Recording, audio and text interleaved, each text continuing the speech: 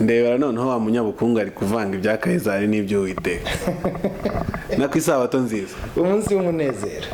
ese uhuza ute amahame agenga ubukungu n'ibyanditswe byera?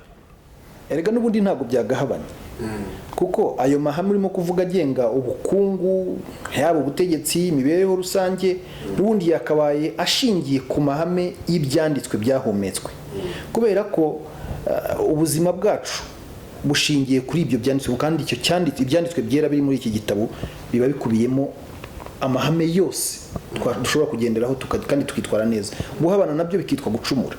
Ndaguha nk'urugero, uko gukungahara turimo kuvuga mu gitabo cy'imigani igice cya 24 umurongo wa 30 kugera 34 havuga gukungahara kwiza cyangwa gukungahara kwa nyako gushingira ku gukoresha neza umutungo nta gusesagura, ahubwo akabaho mu kwizigamira. Ibyo rero niryo hame n'ubundi ryo gukungahara no ku isi muri rusange, n'igihugu kiba kitubwira twizigamire kugira ngo igihugu kibashe kubona ubwizigame buhagije, amafaranga akoreshwe. Icyo ni kimwe. Hari ibyo twita ngo division of labor cyangwa imikorere rusange, kuba abantu bakora ibyiciro bitandukanye. No kuvuga ngo nibyo bituma habaho diversification mu by'ubukungu, kuba abantu bamwe bacuruza, abandi bagahinga, abandi bagakora mu biro. Ibyo nibyo bituma habaho diversification y'ubukungu. Ibyo ngibyo no mu byanditse birahari rero, kubera ko mu gitabo cy'itangiriro niho hagaragaza yuko byatangiranye n'umuntu wa mbere, abana ba Adamu, Kain na Abel, bari bafite division of labor. Umwe yakoraga ubworozi, undi akora ubuhinzi. Ubwo nuvuga ngo ibyanditswe ntabwo bihabana cyane nayo mahame. Reka turebe noneho ibijyanye n'amategeko ahana abagiye mu murongo utandukanye n'amahame agenga ubukungu ku isi. Amategeko arahari, abajura, abakora fraud barahanwa. Ibi rero no mu byanditswe birimo.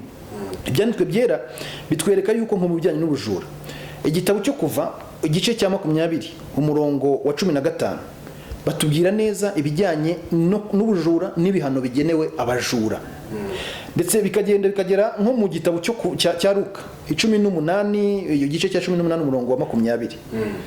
Ni ahantu ushobora gusoma ukabona ibijyanye n'ubujura n'amategeko yabyo. Hanyuma hari ibijyanye n'amategeko ahana uburiganya na za forode. Ibyo ni ibintu ushobora kubona cyane rwose nko mu bijyanye n'uburiganya. Ushobora kubibona mu gitabo cy'Abalewi igice cya 19 umurongo wa 35 kugera 36. Ushobora kukibona mu Migani igice cya 11 umurongo wa mbere.